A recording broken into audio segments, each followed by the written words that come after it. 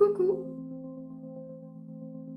Il y a quelque temps, j'ai fait une vidéo sur la dissociation et j'avais aussi partagé mon envie du coup de vous informer sur un peu tout ça car j'ai un trouble de la dissociation. Sauf que avant de me lancer, je me suis dit que ça serait peut-être mieux que je me présente un petit peu, car je ne l'ai jamais vraiment fait jusqu'à présent, mais aussi que je vous donne en fait mes troubles psychiques, comme ça vous permettra de ne pas être perdu et de ne pas avoir l'impression qu'il y a des trucs qui vont popper. En gros, je vais vous donner un petit peu mon menu de moi-même, et du coup ça me permettra de pouvoir parler plus, enfin pas librement, mais de manière plus facile par la suite de vous présenter différentes choses sans que vous ayez vraiment l'impression que ça pop de nulle part. Alors déjà, je pense que je vais commencer par quelques trucs assez simples. Donc bon, mon nom vous le connaissez, c'est Lily. Mon âge par contre, je l'ai vite fait mentionner, mais je l'ai vraiment pas dit exactement, mais j'ai 28 ans. Je vis en colocation avec 2 pattes de velours tricot le plus connu. J'ai Max aussi, bon, qui est en mode... je vais vous la montrer comme ça, mais elle est bien posée. Donc voilà, je suis sur YouTube depuis un peu plus d'1 an. Et je fais clairement ça pour m'amuser, pour me distraire, c'est le thème principal de la chaîne. Je voulais pas non plus m'enfermer dans quelque chose, mais j'ai aussi un petit peu envie d'informer les gens sur certains troubles, surtout la dissociation que je vis, et parce que j'aime bien la psychologie, la neuroscience aussi, je commence à m'y intéresser, mais du coup j'aime bien aussi partager ce genre d'informations, chose qui ne se fait pas trop, surtout en France où on a quand même pas mal de retard, il faut l'avouer. Mais c'est clairement pas mon activité principale. À côté de ça, je travaille comme préparatrice de commandes dans le groupe OCP.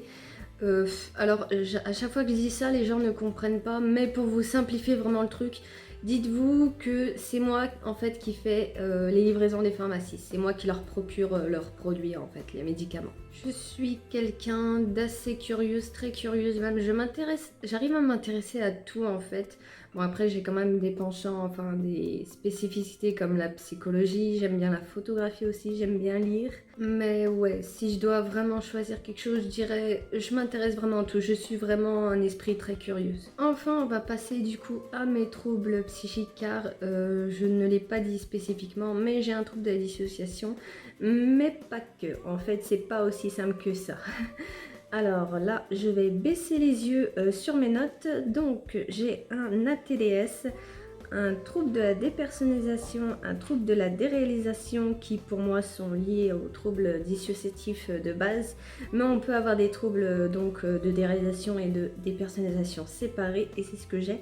J'ai aussi lié avec ça une amnésie dissociative et un trouble psychotique, bref. Alors ensuite j'ai aussi présumément un stress post-traumatique, mais on l'a pas diagnostiqué, on est en cours en fait, mais en fait c'est surtout moi qui veux pas vraiment admettre ça, et surtout parce que je ne me reconnais pas du tout dedans, mais vraiment vu les trous de mémoire, les mois, même années de manque dans ma mémoire, il y a beaucoup de possibilités que ça soit le cas, mais en fait c'est tout simplement moi qui refuse d'admettre ça.